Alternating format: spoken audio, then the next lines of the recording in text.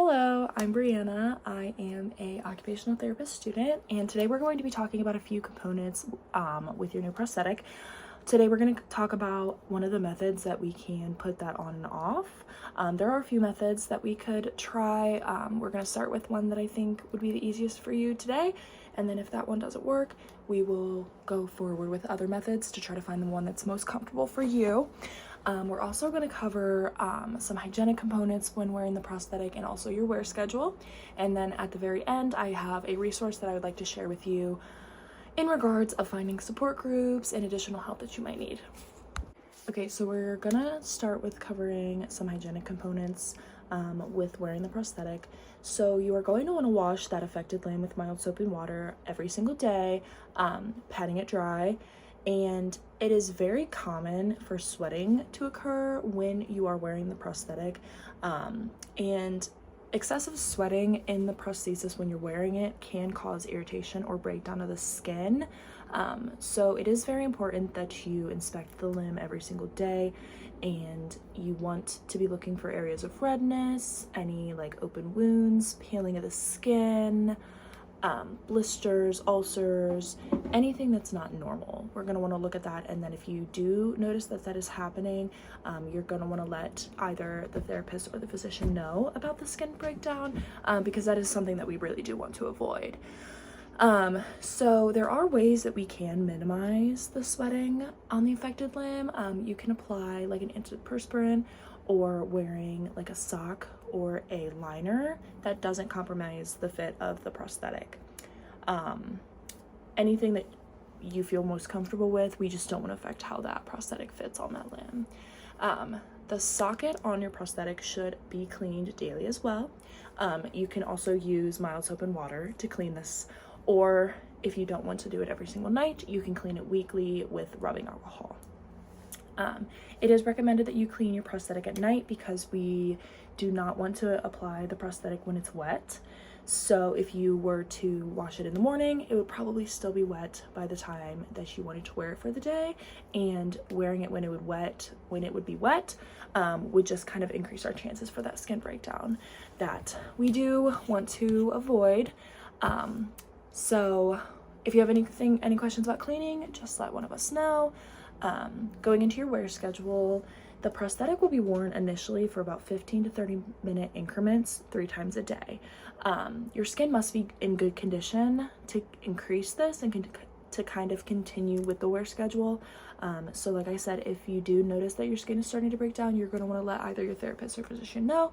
And also you're going to want to stop wearing the prosthetic during that time if the skin does begin to break down. If your skin is in good condition, no breakdown is occurring, we can go ahead and increase that 15 to 30 minute increments by 30 minutes. We are gonna keep increasing gradually until you can wear it all day. So we'll start out 15 to 30, I would say 15, 20 to start us out, 3 times a day. And then after a week, if no skin breakdown is occurring, then we can up that to 30 hour, so on and so forth, until you are able to wear it all day without any breaks. If you do have to stop wearing your prosthetic due to skin breakdown, you are going to have to restart that initial wearing schedule. So if you are at a point where you are wearing it 3 hours each increment, or you can wear it for half of the day, if you start to have that skin breakdown, you're going to have to go back to that 15 to 30 minutes 3 times a day. It's important that you don't just jump right into wearing it as long as you were able to when the skin breakdown occurred, because that is just going to put you in a position for it to occur again.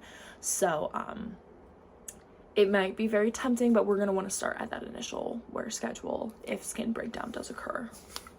Okay, so then to put the prosthetic on and take it off, there's a couple different methods that we could use. I think the one that would be most beneficial for you would be the coat method.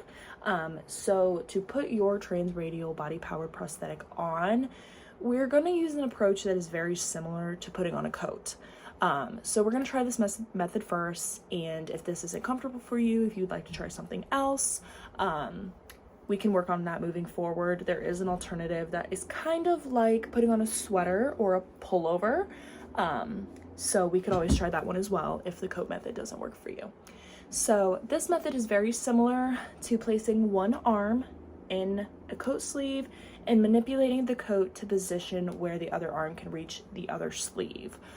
So to do this, the affected limb is going to be inserted into the socket on the prosthetic, while the harness and the axle loop, which is going to be the loop at the end of your harness, it kind of will go into your armpit at the end of it.